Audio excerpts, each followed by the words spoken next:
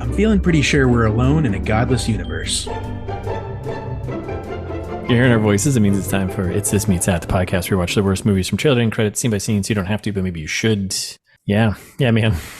I'm feeling that way. Yeah. Did I introduce myself? Did I say I'm Russ, Nope. or did I skip that? I was going to say you're not even going to do that today. Nah, I'm not even. I'm going to skip that. That one hit deep. I'm Russ. You're Jared. I'm Jared. That's right. And we are in a godless world. And we're back with part Russ 2. Just giving me a pep talk, listeners, about how we got to be a little more high energy in part 2. So I'm bringing us down immediately with the godless talk. Yeah, no, that struck a chord. I'm ready to go drink now. Yeah, it's my fault. What does it matter anymore, right? Just specks of dust in the thing, right? No, it matters because the listeners right. are here to listen. They want to know how it ends. Do they? Yeah. According to all of our analytics, it doesn't seem like they do. So no, you definitely do. Anyways, you like part 2. We're back. We're back with part 2 of our full breakdown of the 2015 satire rom-com Accidental Love with James Marsden, Jake Gyllenhaal, Jessica Biel, Catherine Keener, Tracy Morgan, James Kurt Brolin. Fuller. Yep, Kurt Fuller. The works. Yeah, it's packed. Where did we leave off? We left off with Alice and our young congressman here, Birdwell, played by Jake Gyllenhaal, meeting in the hallway and getting on. Sex party. Yes, sex party. Congress sex party. So that's right. Which will come back to haunt you later when you have sex with random women in the Capitol. That's right. And they agreed for a little quid pro quo here of you help me get the moon base bill passed, says Birdwell. Yeah, and I'll help get you a healthcare bill. Hands washing hands, right? That's right. It's the biz down in the it's the DC. Swamp. That's how you do it. As they say. All right, so we're at a hotel. We're at the hotel with catching up with the Reverend Norman here. Some of it's from the trailer. You know, she's like, "Wow, this is amazing. How'd you get him to agree to all this?" And she's like, "That's not important. That's not so important how I did that." But you know. Yep. Yeah. It's stupid. Yeah. I'd say this is probably this because this is right about close to now we're coming up to halfway. We're not there yet, but yeah, it's like nothing has happened as we have already told you. Like nail on the head, meets the congressman. That's the whole movie so far. Yeah, 30 minutes in, and then Keyshawn comes back. And he goes on about the security guard. Yeah, she's a painter. She painted his face on a wolf body. He's here to lead them. Yes, he kind of has a moment, and it was very much a Tracy Morgan. Like, all right, just let him run. Yeah, exactly. And he's by far the funniest person in the movie, I think. Like Kurt Fuller's got a couple good delivery lines too, but Tracy Morgan runs away with it. And I actually think Marsden had some good ones in the beginning, but then they just but the shtick keeps playing and he doesn't have anything good later on. But yeah, he starts out with some good ones. But I like kind of what he was trying to do with it. But so then we cut to the event for the moon base, whatever press National conference. Space I don't even know what Museum, this event is. Air and Space Museum or whatever, right? Yeah. It's just crazy. So then we get Keyshawn, the Reverend, security girl. We get the team together. They meet Birdwell, right? Yep. And Alice just keeps asking about the moon base and like, how's that going to help us like right now, right? Right. And of course, Birdwell can't answer because it's all bullshit. He's just like, well, it will help us now because don't worry about it. We won't get blown up, and we'll be on the moon. And we'll be on the moon, and that's good, right? And then we run into the Girl Scout squaws, right? They're there supporting the moon base, because they're a big push in the, I guess, they make voters. the Girl Scouts to be this like big, like lobbying, powerful organization. I guess maybe they're a stand-in for the Boy Scouts of America, which is a powerful. I mean, the Girl Scouts are too, I guess, but like the cookies, man, it's all about the cookies. Yeah. I mean, I think involving them in this fight is not fair. Like there are plenty of things to criticize both organizations about, but I don't think it's about their healthcare, or they're like trying to get things passed in Congress. Like they don't do a lot of lobbying, I don't think. I don't know what they do with their cookie sales other than just telling them. Yeah. But we get our first speech from Marcia, the leader of the the crew here, and basically she just like runs through a bunch of stuff about the moon base and ends it with moon base rocks, booyah. It's like, nice. All right. Okay. Yeah. And then we get Alice does she does a little speech, right? One of many from this point forward speeches that she gives. Yes. And it's very convincing, and everyone's behind her, and everyone's like, wow. And she's like, yeah, we got to do the moon base thing. And it's kind of a success. Well, right? Yeah. It's like convincing in the worst way. And that's where I think, it's trying to be satire again, where it's like, we need the moon base to fix the nail in my head because that'll make the moon like one of our states. And like goes on a bit about just being stupid and closes with, rock on moon base. So then, then she tries to give Howard a kiss, and he's like, no, we got to keep that, blah, blah, blah. Can't be getting shot on camera with that stuff, right? And then they go get some 40s. That's right. We all agree. Let's go get some 40s. And then you had some interesting ads. I immediately got an ad that was like, don't drink and drive. That seems reasonable. Yep. I was like, good targeting. Hey, nailed it. Yeah. Oh, I didn't mean that too. Jesus. Yep. Oh boy. Yuck. So they're all at the hotel or back at the hotel, and they're just crushing 40s. Have a party. Yeah, and things went so well with Alice's little speech there that they got invited to speak with the Speaker of the House, right? The next day. So they're all excited about that. And then we just get a montage. We get a little party montage. Yeah. I don't even think there's anything else worth talking about in that scene. It's stupid. No. They literally just like dance around. Yeah. And then Reverend Norman, Keyshawn, they all leave, right? The security guard, right? They're like, bye. Oh, we're going to stay here. And then they just like make another joke, like they're having sex, but they're not. They're just jumping on the bed. Which I don't get why. I've seen that in 5 movies already. Yeah. And it wasn't funny in any of them. Yeah. I don't get why. And then they they chat, right? And they get to know each other a little bit, right? And he wanted to be a forest ranger, and he starts crying, and then they both start crying, and it's good to cry. It's like a fantastic number 2. Yep. Yeah. So. Yep. Yeah. And that's when you get from the trailer, together we can make things good again. And basically Howard's been praying for someone to come along and help him be more real and have courage. And like, she's the one who's going to help him do it. And like, he's got all these big dreams. And she goes on about how she's never met a guy who thinks about things like this. And maybe I can be happier now than before. And they're both like, we should have sex again. Yeah. And then they just wake up the next morning, right? And she's like very excited that the bill is going to happen. Like right. That's not the scene is set, because then Birdwell's like,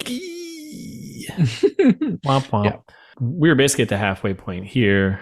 We get to the Speaker of the House's office, right? Played by James Brolin, hanging out, and he's eating chunky bunks, throwing back chunky bunks, like it's crack. That's right, and they are some kind of peanut something or other, I think. Yeah, and this whole scene's just like, I don't know, it's just like goofy shit happening. And the speaker, he's like trying to take credit for the moon base, and Rep Hendrickson, she's there, and she's like, oh yeah, of course, now it's your moon base. So first it was my moon base, right? Yep, the moon base was my dream. And meanwhile, the Speaker of the House here, James Brolin, he's having issues with the cookies. Slowly, he's like starting to cough, and kind of like it's building and building and building while everyone's kind of ignoring him. And it kind of keeps building, and the Shakira joke goes on for way too long again, and he's still getting sick. They do this is when we get a little bit of a reveal that like Alice reveals to Pam and the speaker here, oh yeah, we're just going to tack on that healthcare bill to the moon base too. And they're like, whoa. And Birdwell's like, oh boy, whoops. Yeah. Because obviously he hasn't done anything to make this happen. So he's using her, and then she flips the tables on him a little bit. But and he's like, so then Brock, what's his name? Something Brock, the Speaker of the House here, he's still having a reaction. Buck. Was it? Buck. Yeah, it's like Buck Johnson or something. I wrote it down later, but it's something like that. Yeah. So then Girl Scouts are in there. They're upset about no Shakira. And then the speaker just chokes and falls over, right? Or they try to give him the Heimlich, and the Reverend Norm's there, right? Exactly. So it's a very chaotic scene. I'm just like it's just maybe it's on purpose to like the chaoses of ignoring the small people trying to say something. Exactly. Yeah. And then they pull out a defibrillator in the office and start using that. I don't think is going to work because they're not using it right anyway. But then our representative Pam Hendrickson here walks over and unplugs it, which like you would think more than Pee-wee would notice, but only Pee-wee notices. Yeah, it's the old gotcha. So stupid. Then we cut to the funeral. Yeah, this is it immediately. Yeah, we're at the funeral, and just as this is with how they showed we're at the funeral, we cut to back to Scott's house, James Marsden's character's house, right? And he's there, and he's hooking up with the other waitress from the diner. In the beginning. And she's like, I thought we were going to watch Terminator. He's like, no, I'm watching Alice on TV, who's like a pallbearer somehow for sure for the speaker. Sure. Yeah. And again, it's from the trailer. He's like, oh, there's like a 70-30 chance I can't get over Alice. So just keep that in the back of your mind. Current girlfriend. I love the line, your numbers are garbage to me. Oh my God. So then we get to the church. We're at the funeral here, right? Yep. And we get some throwaway from Representative Hendrickson. She's like, well, if that defibrillator hadn't broken, and you're like, no, he choked to death for sure. Yeah. And then we get like Birdwell confesses that he cares about Alice here, right? But that like getting her law passed would be like impossible unless something dramatic or something crazy happens, right? Something over the top. Yep, exactly. So then Alice makes a scene, right? Yeah, exactly. Did I miss anything before that? I mean, I guess there's a little bit. So there's like the bit about back when she's talking about the he choked to death thing. It's to Pee-wee, and this is when we get the reveal that Pee-wee saw her, and he's like, I know you're in on this. I'm uncomfortable with the murder we committed. Yeah, that'll come back later. So and then that's when the only thing coming out of that Howard and Alice conversation I think was about his major surgery voucher, which is like, I don't think that's a thing. maybe it is. I don't know. Who knows? If you know, let us know. And then Alice she goes on and makes a big scene, like, and does another huge improvised speech about how great the Speaker of the House was, and everyone's cheering behind her. And then she's getting the crowd. American hero. You win the crowd. You win the. It's very gladiator. Right. It's very gladiator, right? Exactly. She's like the widow is like in love with Alice.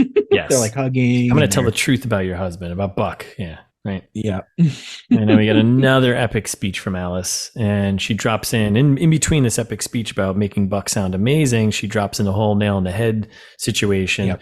And then that Congress would, pay to have her moved, and like, and then she caps it off with, I want everyone to know his last dying words. He said them to me.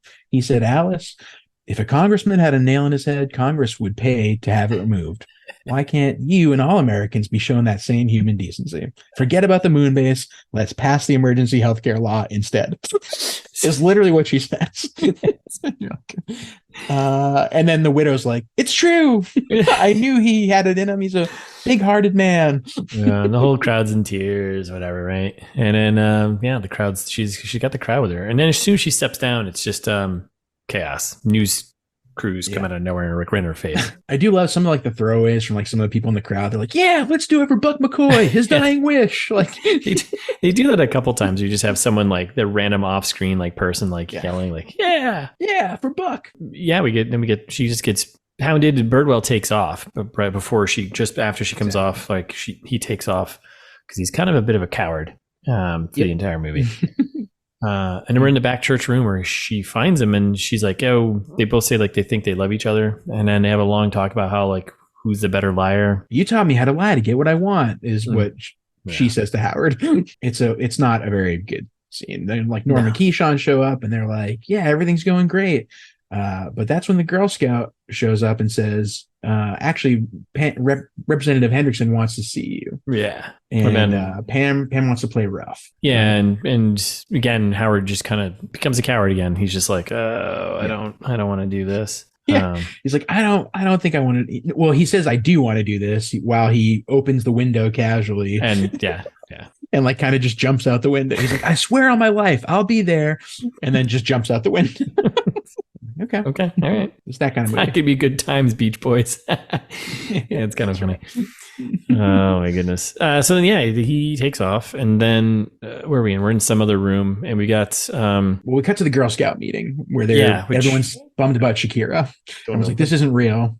We should support Alice. She's anti that woman who took Shakira away from us. It's like a weird round table thing, like some hidden group of like all the girls. Squawks, head people. Yeah, it's like Girl Scout Illuminati or whatever. Yeah, that's And they're like, Like if your face is badly burned in a s'mores accident, shouldn't that be covered? Like, and that's when they reveal their new idea is this to raise awareness, the Alice nail in the head cookie, which is soft and non-chokeable. Yes, it's a cookie with like a little nail looking thing in it. Yeah, That's nice. I'd eat them. Yep. And then we cut to like a cookie selling montage after that. Yeah, because they're like, yeah, we'll sell these new cookies and it's going to raise money to get to support her and get the nail out of your head, right? Well, I think it's to raise money for awareness for the law. Oh, is that what it was? Okay, yeah. They probably just would have raised the money faster if they just sold cookies to get the nail out of her head and call it a day. Yes, definitely. Anyways. And that's kind of actually that is important too, because they do say that at points and they're like, oh, we can just fix you. And she's like, no, it's bigger than me. And then where it all ends is just being her anyway. Just being her like, anyways. Yeah, it's stupid. So we had a quick roller skating montage of them dishing out cookies to people. Yep. It's like 2 seconds. Yep. And then we got a hallway walk and talk here with Pam Hendrickson, right? And they're trying to figure out how to like shut Alice sit down. And then like they go into an office and they're watching footage. Yeah. And he's like, well, we could kill them. And then there's like a viral commercial that the Girl Squads did. Oh yeah, it's pretty funny. It was pretty funny, and it's like a video of them, joke video of them do it like about healthcare, right? And like how are we gonna do this thing? And like they stab one of the girls and there's like blood spraying everywhere, and like she's hemorrhaging, but at least we have a moon base. It was kind of funny. And then Hendrix is like, we got to find something on these girls to, shut them down, right? And then she's like, wait a second, reverse the video, right? And she scrolls the video back and she sees two of the girls as they're doing the video, like holding hands. Yeah. She's like, they're lesbians. And then it immediately cuts to like a fake like smear ad for like against the Girl Squads, right? Horrible. Some people want to raise taxes, and it's very on point. It's very on the nose. Maybe because they're lesbians, lesbian cult, like stop the gay poison. It's like this whole thing to go on. Say no to the catastrophic care bill or whatever it is. Right, exactly. Yeah. And then it cuts to like we're like now got the Girl Squads camp, which is I guess right out front of like the Congress, like in DC, which you don't know until the end. Yeah, stupid. And Alice is talking about how she needs to find more support. And then that's when the Girl Scouts are like, oh, your boyfriend's here. And she's like, oh, she's excited because she thinks it's Howard, but it's Scott. Scott. Bum, bum, ba-dum. And he goes into a whole thing about how I wasn't here for you before, but now I'm here for you. Now, like, I think I want to support you. And basically she's like, no, you're not. Like, you're here from Pam, right? Yeah. You're not a good liar. Yeah. And he's like, I need another shot. And she's like, the whole scene's stupid. It doesn't make any sense because he admits that he is sent there from Pam. Yes. But then he's like, oh, so we should get back together. You're like, yeah. This point on, Scott's character just makes no sense to me. Because like, why is he still with them? Why is he helping? What is he doing? He's like kind of helping. He does help actually, kind of majorly. And then he's still lingering around afterwards. Like, I don't get it. I don't either. So long story short, he offers to find Birdwell because they've lost track of him, right? Birdwell's hit the road because he's a bird. He's a coward. And they need someone in Congress to help get this bill going, right? And Scott's going to activate the Brotherhood of Troopers to state troopers to help find Birdwell wherever he is. He tracks him down, all right? We get a couple quick shots. So this is going to sound really disjointed because this must be where the movie just got cobbled together, I feel like, or maybe even earlier, like maybe close to the halfway point, which we've already passed. But he's like using his Brotherhood of the troopers there, whatever, to find Birdwell, and he pulls into the woods and finds on a motorcycle he's driving around. Yeah, and he finds like a line of the cars, whatever, and finds his aide or something. He's like, hey man, where's Birdwell? And he like walks him out of the woods, and he's doing some spiritual ritual thing where there are a bunch of other guys with their shirts off. Yeah, it's like a retreat thing. Like all these guys have torches and spiritual workshop, right? Yeah, right. Exactly. I was like, what is this bit? What is this? What is this? I don't know. It's not funny. People in government are in these weird culty things, or they need to go to these spiritual men's workshops to feel good about themselves. Is that maybe there's definitely like some bits about like male fragility and stuff in here that are also get like ham-fistedly poorly done. Like that, I know that's like half the movie is just poorly done commentary. doesn't feel like it fits. So right. Scott explains that Alice needs you to introduce the bill into Congress, and he's like, well, I got to find my core first. He's like, you're not just handing out cores left and right here. And so then they drag him back into the fire, and it's like a Fight Club kind of scene where yeah, he needs to prove himself. Yeah, right? And Birdwell's kind of losing, and Scott's trying to help him out, and then he jumps in and kind of saves him. Like, hey, I need you to come back to Congress, blah, blah, blah, right? Right. Basically, long story short, Scott helps him. He's like, hey, you got to just gives him advice. He's like, hey, you got to do things in your own terms. And then Birdwell gets some courage and gets the confidence he needs, right? Yep, exactly. So then Scott takes the lump of power, which turns out it's like moose testicles or moose something. Balls or something like that. Yeah. Yeah. And then they both just leave. They're like, all right, well, that's it. Mission accomplished. The whole scene was so dumb, so weird. It's also like, wait, is this Birdwell's story? Is he going from coward to not coward? Is it his story or is it Alice's story? Like, what is yes. ¿Por qué no los dos? I don't know. Okay. So we're back at the camp, the girl camp here, and nighttime. Alice is yet again doing another speech, right? Yep. And she's like basically apologizing at this point. She's like, well, we don't have the support we need. We're going to have to settle for what we accomplished, which is basically nothing. Yep. But then, just then, Scott arrives with Howard on his motorcycle. Yep. And everyone's excited. I am the fire warrior. Here we go, right? I'm Howard Birdwell, Congressman. So then he gives a speech to the girls now, and he's like, I'm resigning from my party. I'm going independent. He's going to introduce the bill to get the emergency health care done, right? Healthcare bill done, right? Birdwell goes over and kisses Alice, and he's like, this stuff from the trailer. She's like, and this woman gave me put the nail through my heart. That's right.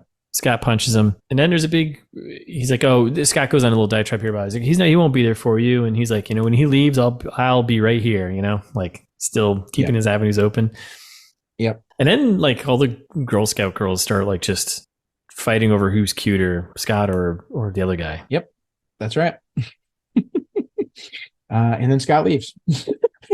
That's it's as simple as that. Yep. And then we're still at the camp in the day, and everyone's kind of gearing up, shot from the trailer, right? When they all march. This is the next day, I think. Yeah, the next day, and it's like this is where they meet up. Like they're all dressed up, and she's in the red dress, and they're all meeting up. Scott's he's still there. I was like, why is he just left the night before? Why is he there marching with them now? I don't know. Maybe he had his own tent or slept with a Girl Scout or something. I don't know. It's crazy. And then we're here we go. We're beginning the big build up, the big climax here, right? We're in Congress. That's right. And Rep Hendricks does the intro, right? Hendry.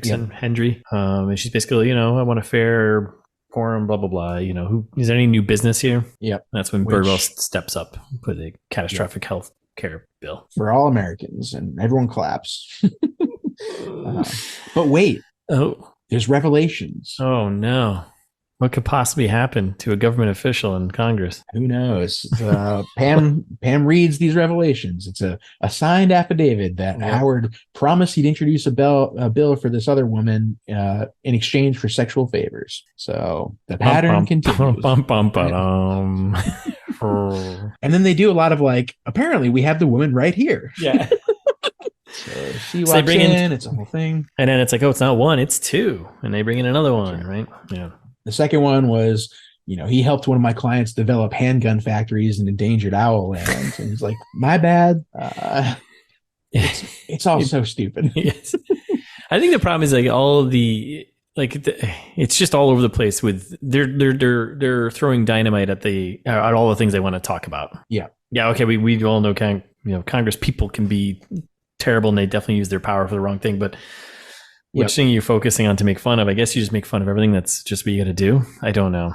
I guess so. I don't know. It's not good satire at all.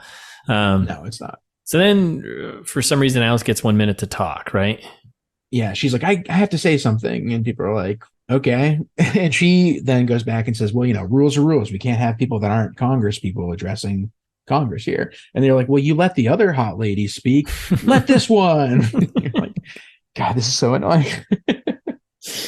But even the most partisan battles deserve fairness. And so Pam gives her exactly 1 minute. 1 minute. And we get another speech. Like, all it takes is a power tool. If you're uninsured, you're screwed. Is that cool? It's not cool. This is America, right? We help people and take care of people. And my face feels like it's going to fall off. I believe in America. And then she passes out and manages to raise her fist. Yeah. America. And everyone's cheering again, right? That's right. So then they're like, all right, well, let's hold this up to a vote, right? Yeah. And she's like, yeah, let's go to vote. It's just like it'll lead to higher taxes and terrible service, right? And then they do the vote and healthcare loses, like always. As always. I think that was the one that kind of made me laugh out loud. And she's just like, it's overwhelmingly against this bill from passing, right? Yeah. And then Alice actually collapses again. Rep Hendricks is like trying to sneak up to get like a photo op with her, this whole thing. Just chaos. Yep. It's just, none of this is moving smoothly. It's all chaos. And they're going to get a glass of water. And then that's when we get like, Paul Reubens is like, hey, go get her a glass of water. And that's when he sneaks in some inside information to Birdwell because he's down there trying to help her, right? Yep, exactly. So we're in like some back office that they dragged Alice to. We got the whole gang together. We got the Reverend, we got Keyshawn, we got the security guard, I think. Everyone's there, right? Yep. Basically what happens here is that Keyshawn gets broken up with the security guard because she's like, oh, you have a bad ass? Yep, your butthole is a deal breaker. And then she leaves. I don't know. Do they explain when she comes back for the wedding at the end? I think she just realized that she was a bigger person, and also his butthole gets fixed. Right, because it's only one of 3 people's problems to get fixed. So right, exactly, yeah. Oh man, so then we're back in the Congress Hall here, right? Yep, exactly. And that's when we get the reveal that Howard made a deal with Pee Wee, and he's got an announcement. He's like, it was a mistake to leave my party. He's doing another big speech on the floor, right? Yep. It was a mistake to sponsor that bill. I'm asking you for forgiveness for my temporary insanity. Let's get this moon base going again. Yes. Alice is still there, and she's like, what? And she's upset, and she leaves with Scott. Right. She doesn't understand exactly what's happening. Yeah. Exactly. And then Birdwell is like, and also, I want to rename the gym to the McCoy Memorial or something like that. The Congressional Gym. Yeah, Congressional Gym after Buck McCoy, right? Everyone's stoked. Welcome back, Howard. He did it. He's back in Congress. Good graces. Right? Yep. And we cut back to the hotel, and the gang's all bummed out and packing up, right? All is lost. Yep. And news comes on as they're packing up, and everyone's sad. And we get a news report that a sneaky bill was dropped in the renaming of the gym for Buck McCoy. Howard pulled a little, no one reads these things. Let me sneak in some things in here. Parts of the healthcare bill. 5 very specific things. It's like the having a s'mores accident. Yeah. It's having a nail in your head. It's having a prolapsed anus and taking experimental dick pills. I'm like, that's it. And everyone on the news is like upset because this has opened the door for socialism in America. Yes. He snuck in as a writer and just covers all their issues. So, and then he gives his redemption speech on the news, right? And he's basically kind of like, I'm out of a job though. So, but it was all worth it to help Alice and her friends. And everyone's like, oh, he's not a traitor anymore. And they're like, oh, is this why you're right outside their hotel? Yeah. Because she's like kissing the TV now, and then she's runs out. I love you too. They love each other. It's a whole thing. And in a parking lot, they kiss, and that's it, right? Yeah. Scott knew that there was a 40% chance of this happening, so he left the Brenda window 70% open. Oh my goodness. And then we're just at the wedding day. That's it. And I was like, oh, everyone's back together. And I was like, wait, how did Keyshawn and the security guard get back together? She left. Did I miss something here? Did I miss them commentary about like? Nope. Okay. But you're right that it's back at the wedding, but it's Keyshawn's wedding. Yeah. It's Keyshawn's wedding. Which is security not just guard. Back together. They're getting married, right? Yes. Yeah. Not only, And it's like, okay. But apparently everyone is, Howard and Alice are in the bridal party here, and it's a whole thing. And Keyshawn's running for Congress now. Norm's pants fit again. Yep. Everyone's happy finally. Yeah, wedding party time. And they're just dancing, having a good time. And then... Which I was like, thank God the movie's over. Yeah, it's not. They fooled me. They fooled you. So then the credits start rolling, and they do the old little mini, picture side thing where the credits roll. They got B footage of them partying, having a good time. Early mid credit scene. Before the MCU really did it.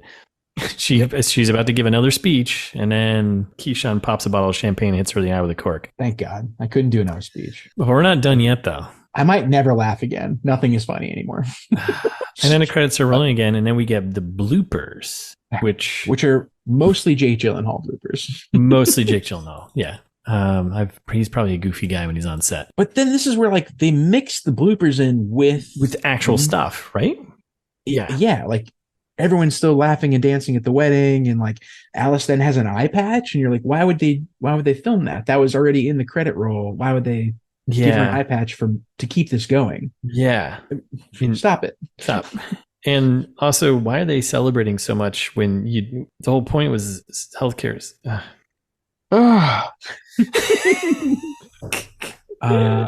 And so then there's more dancing, and then Howard and Alice kiss, and then finally the end arrives. The end arrives. The end is nigh. Yeah, total nightmare. So holy smokes. I think if I were to start ameliorating this one, I think I would go back in time. I was just gonna say 2008 and just pull the plug. Just be like, you know what? Stop Al Gore's daughter from writing this book somehow. I'll be like, look, there's gonna be a thing called the Affordable Care Act in a few years. You don't need to do this unless go like do global warming stuff. Like that is still important. Yeah, it's gonna be the next big problem. And there's still a lot no of one's done problems anything with that either. No, we got a lot of problems. Yeah. So make it about something that matters. Don't take a 7-year hiatus on a movie and then pretend that the message still rings true. Yeah. Yeah. Oh God. Yeah. I think that's about all you can do. I mean, other than that, like pick a tone. Like, what is it? Is it a rom-com with comedy, or is it straight up satire? Like the shift halfway through the movie to it becoming more of a rom-com thing. And honestly, Jake Gyllenhaal's character was still just like, he's still a coward. I'm not giving him this. He's not getting this. Yeah. Unlikable. Oh God. Yeah. What else? Rewrite it entirely. Come up with some funnier jokes.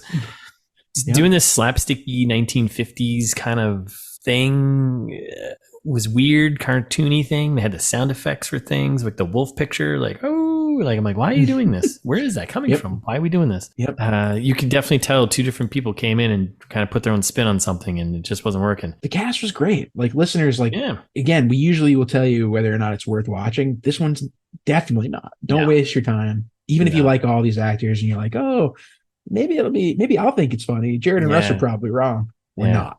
No. Yeah. Spend your time learning about, what you can change in the healthcare system, or, maybe do something like that, and then go vote when you need to go vote, or I don't know, do something more important like that. Write a letter to your congressperson, or, go donate to a worthy charity, whatever you want. Just while you're listening to this podcast, though, of course. I mean, come on. Yeah, someone's got to keep the podcast lights on. So right. But yeah, I don't know if there's anything. Honestly, this is a mess of a movie. This is an absolute mess of a movie. I don't think there's any like little things you could just be like, oh yeah, this is what they should do this movie. It's just like, yeah, just scrap it entirely. Or I mean, I don't even know if David or Russell, if he completed the entire thing, if it would have been good. It might have been a little more coherent, maybe, but you can definitely tell when someone else took over and just slapped something together, because it was just chaos and there's not much you can do. So. Yep. Put this movie back in the trash. Yeah. Not that commentary about healthcare systems and stuff that is wrong is not important. It's important, but do better, because you make the rest of us look like fools. Exactly. And Big Pharma wins again. Big Pharma wins again. I wonder if they went in there and were just like, yeah, you're not making this movie. Here's a bunch of money to someone else. And they pulled the money, and then they're like, we're not making this movie because someone caught wind. Maybe. Yeah. So 2008, right? Anything could happen. Big Pharma wins. Okay. Is that it? I think we're done, right? I think so. Hit the nail on the head for this one. Yeah. Close it out. Yeah. All right. Well, thanks for listening. That's it. We'll be back next week with a new movie. Meantime, follow us on Instagram. It's This Meets That. ITMT Pod on the site formerly known as Twitter. We're on YouTube. Subscribe if you're listening, and share us with a friend. Or write a review online and tell strangers how much you like us. 5 stars would be nice. Maybe a comment. If you feel like you want to write something a little more long form, you don't have enough room in the Apple Podcast comments. I get that. Yeah. Send us an email. We like those too. It's thismeetsthat@gmail.com. We'll read them. Put them in the trailer trash. We'll do all kinds of stuff. Maybe we'll send you things. You never know. Who knows? So you're right. Or you can go to our website where you can find all of the whole ITMT back catalog, like 200 and coming up on 250 episodes pretty quick, I think. Yeah, very close. A lot of content. T-shirts, info on Russ's book, I think maybe somewhere on there. The post by Russ Capasso. Look for it. Go do it. It's thismeetsthat.com. Check it out.